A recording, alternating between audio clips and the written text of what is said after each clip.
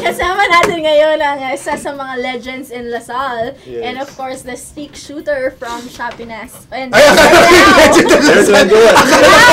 21! Hindi pa ako tapos eh. Shoppiness and now Air 21. Sorry.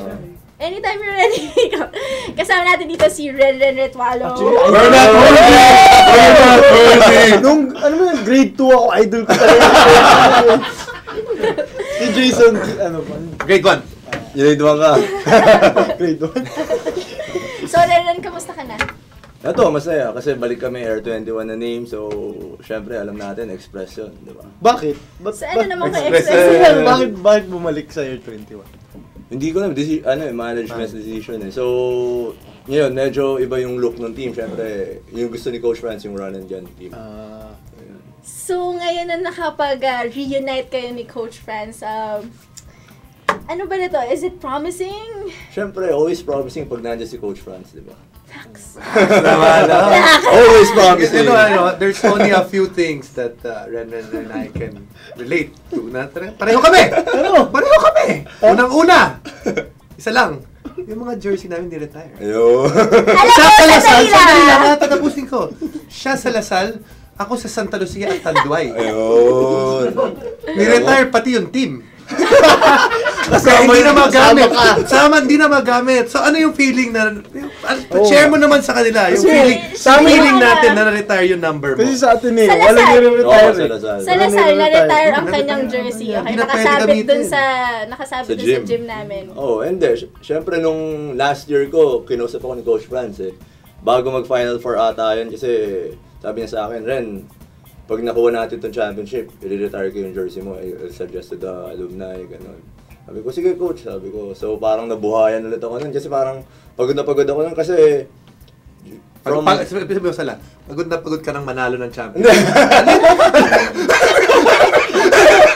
Kasi mahihain. Okay lang naman. Mahihain. Okay lang Ayun, naman. sabi ni Jason, medyo kailangan magkaroon ulit ng fire, ng spark eh. So, kasi we got so used to it. Lalo na sa mga panahon ngayon, talagang kailangan ng lasal ng fire. Napigilan naman kami makalima eh, no? Weather na yan. Weather na. Yun nga, sabi nga ni Coach Franz, i-retire niya after. So, yun, kasi ever since second year college ako, nagpi-PBL na ako. So, tuloy-tuloy walang bakasyon. So, pagdating na 5th year, yun sinabi niya, syempre, kasama na dun yung academics, kailangan kong gumraduate para ma-retire yung jersey. So, luckily, nag-4-beat tayo. Tayo. Kaya kami. Kami. Ngayon. Tayo lahat. Pati UST. Lahat na, sama-sama mo na. Yung dati. Si Sebastian dati.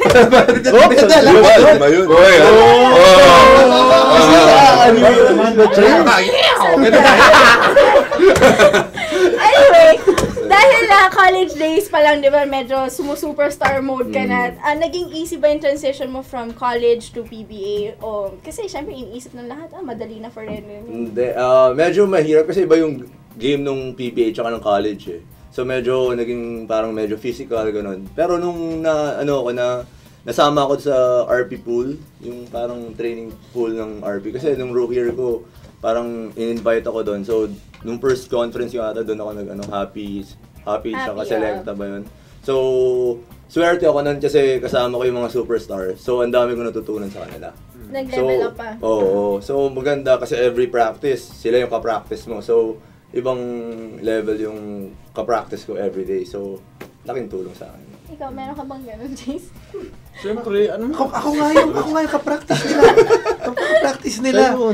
But for Ren Retualo, what is there left to prove? Yes. Parang nanalo ka na ng, you've been a superstar throughout your career. Ano pa yung natitirang siguro driving force? Kasi gusto ko talagang ever since naman yung driving force ko, yung goal ko talaga is a championship eh.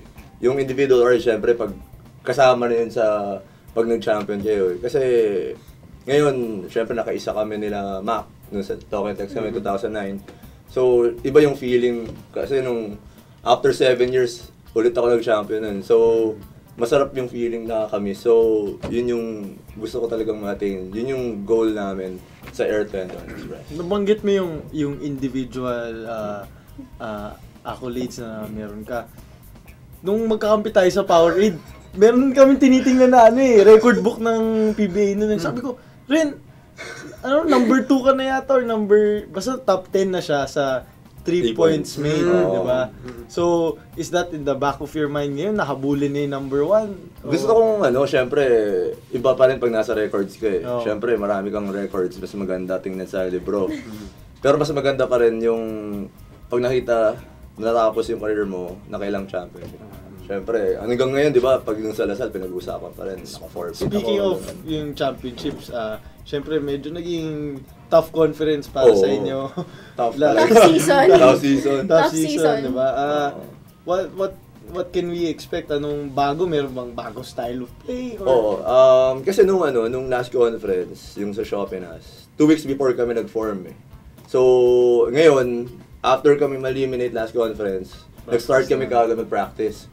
So, yung system ni Coach Franz, parang binreakdown niya talagang hinimay niya sa isa't isa. Ito gagawin natin, ito. Pag hindi namin na-gets, ito pa rin, sige, ganyan. Talagang yung breakdown ng plays, breakdown ng defense, talagang hinimay nila. As in, talagang sinaksak sa amin na ito yung gagawin namin. Kasi, a few of us lang na alam namin yung system ni Coach Franz eh. Paolo, ako, Elmer. So, yung iba, medyo bago sa sistema ni Coach. So, ngayon, na-instill namin. So, ngayon, medyo maganda talaga yung tinatakbo ng team. Pero pag nagsasalita ka, parang pan-championship na yung Shopenas eh. Parang inaano ka. Parang laro na tayo bukas! Parang tatayahan na ako sa Shopenas eh. Yung ba yung pakiramdam mo? Parang gusto maglaro sa Shopenas. M21. Kaya nga sabi mo Shopenas. Wala na. Sabi mo lang management ng Shopenas. Serious? Kinakausap na kita. Magulo to, pero go last. Okay. Ano pa ang pwede namin i-expect from you as a player this conference? Siyempre, from me, kasi ako yung inassign ni Coach Franz na captain ball. So, yung leadership, kailangan, kinausap nila ako nung off-season na parang, I have to step up na parang be a leader there, parang on and off the court. Kasi, yun yung lacking talaga sa team. Kasi, ngayon, buti na lang, may mga kasama na akong veterans. So, sila Bitoy, Umulon, sila Mark Isip. So, marami na akong veterans doon, sila Paolo, si Jojo. So, nakasama na namin. So, maganda na yung mix nung lineup namin. Tapos ngayon yung import namin, big guy. So, talagang yun yung kulang namin. Point guard, medyo marami kami point guard.